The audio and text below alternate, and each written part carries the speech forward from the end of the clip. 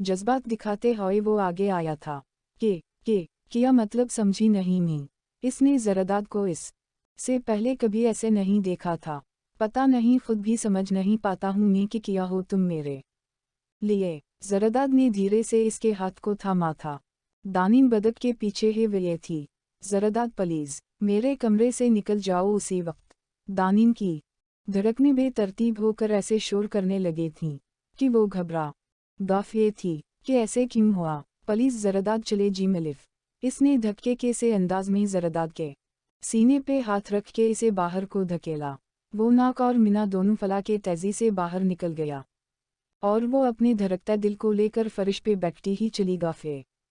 सितारा सितारा सितारा सितारा सितारा सितारा सितारा सितारा सितारा सितारा सितारा सितारा सितारा सितारा सितारा सितारा सितारा सितारा सितारा।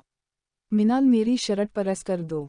मिनाल और दानिन टेलीविजन देख रही थी जब वो आया। दानिन को देखते ही इसने फिर से मीना फला लिया था। पिछले 3 दिन से वो दानिन से बात तो दूर की बात इसकी तरफ देख भी नहीं रहा था। अगर वो चोरी से इसे देखती भी तो वो खिफा सा अंदाज लेकर वहां से चला जाता। जब से वो ऐसे नाराज हुआ था दानिन का किसी चीज़ में दिल नहीं लग रहा था। इसे कुछ समझ नहीं आ रहा था कि ये कौन सी कशिश थी जो इसे जरदाद के लिए दीदा बना रही थी। इसके टेस्ट भी गंदे हो रहे थे। इस दिन से पढ़ने का दिल ही नहीं करता था। मिनाल को समरा ने उसी वक्त आवाज़ दी जैसे ही वो जरदाद की शर्ट को इस्त्री के मेज़ पे फैला चुकी थी। दानिन ज़रा जरी की शर्ट प्रेस कर दो।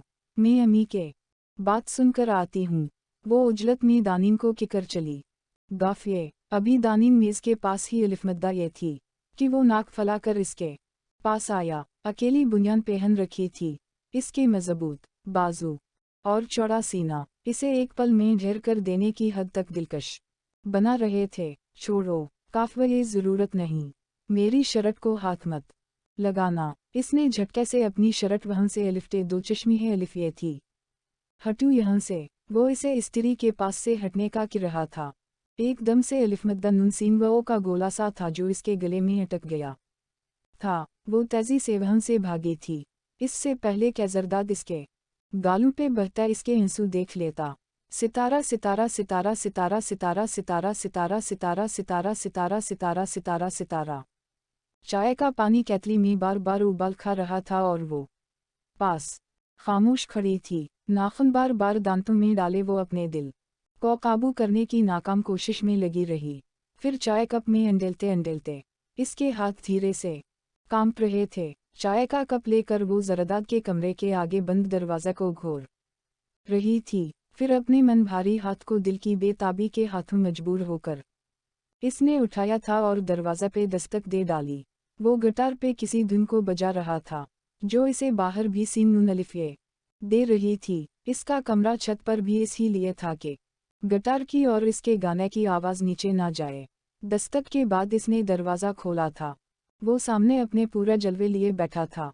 इसका चंद तक चरा लेने वाला जरदाद ने चेहरा उठा के ऊपर देखा और फिर ऐसे बेनियाजी दाल काफ दो चश्मी है अलिफे की जैसे वो है ही नहीं। वो धीरे से चाय लेकर इसका पास अलिफमद्दा ये थी और कप जरदाद के पास रख दिया। चाय तुम्हारे लिए। मध्यम सी आवाज़ गूंजी थी। काफ ये ज़रूरत नहीं थी। वो अभी तक खफा था। दानिन का दिल बैठा जा रहा था।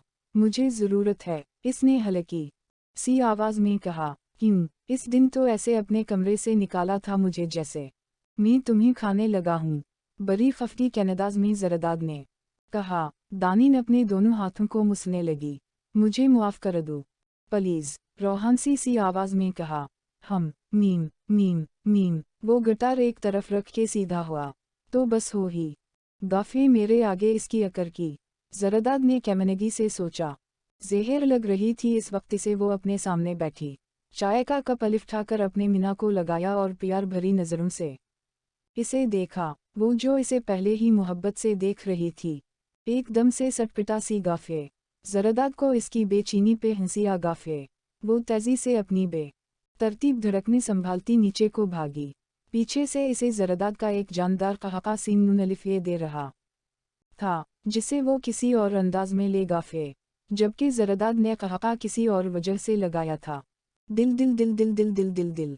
सबसे छप के अब जरदाद को देखना, इसके लिए दिल से चाय बनाना, जब वो गिटार बजाता इसके पास घंटों बैठे रहना, ये सब अब दानिम को बहुत अच्छा लगने लगा था।